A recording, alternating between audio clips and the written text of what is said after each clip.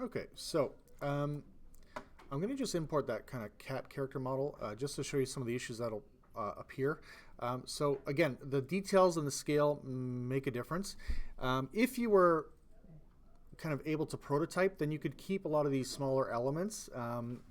But what I recommend doing is using the slicer, this Orca slicer software, to test out some of these features that you have on your object. So right now I'm just going to try to import this object, and you see it's kind of on an angle here. So if you hit R, that's your rotate function. S is for scale. M is for move. Okay, and then if you Alt left click and drag, very much like Maya controls, right? Alt left click and drag is to rotate. Middle mouse click and drag is to pan, and scrolling in and out is to zoom. Okay. And if you're rotating, when you grab this control, if you're hovering over the white notches, it'll snap to these angles. Okay, so I'll set it to 90 rotation.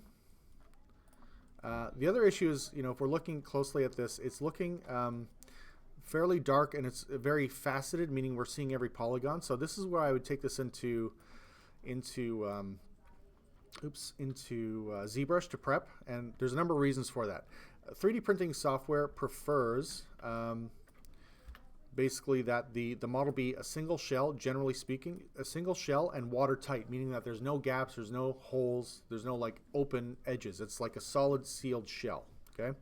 The other thing that can happen too is that the mesh may have errors and gaps, right? So I usually will just click on the repair function if it pops up, and that will basically go through and try to close or repair the model.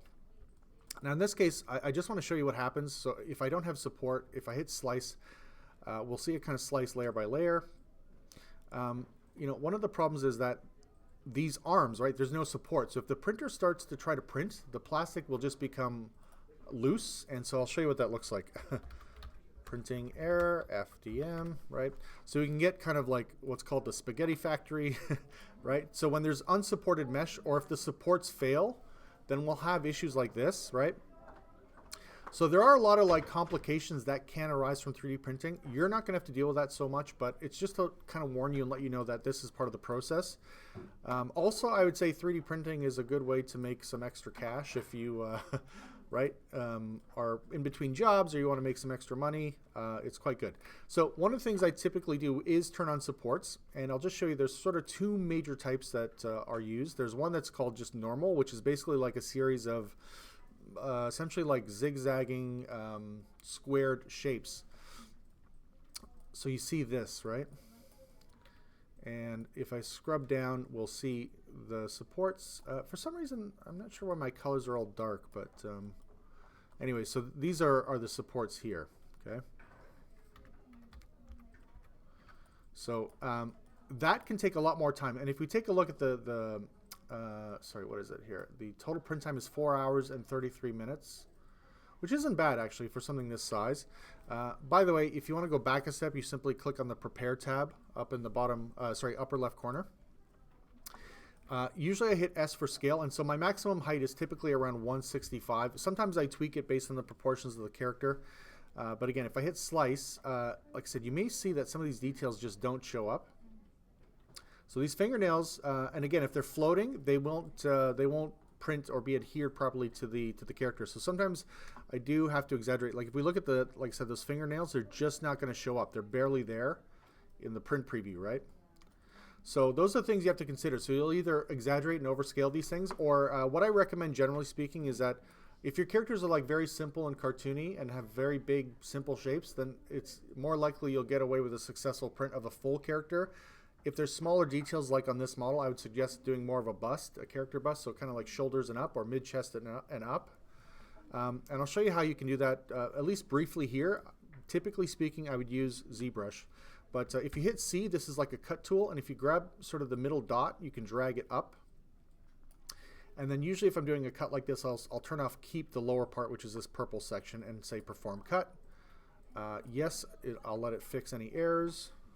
So there's the head, and if I hit S for scale, again, now I can bring the scale up 165 again, right?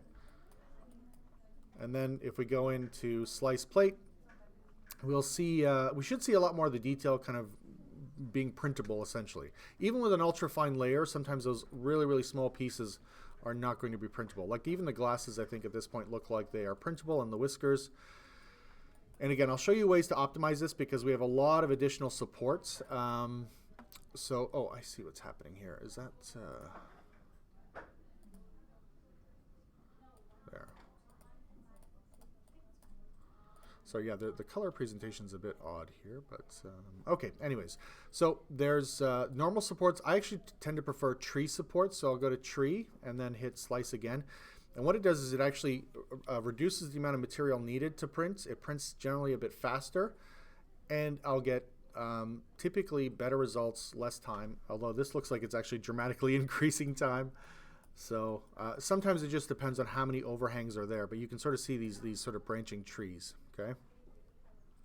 So next we'll talk about kind of prepping the model, bringing it to ZBrush, and prepping for export.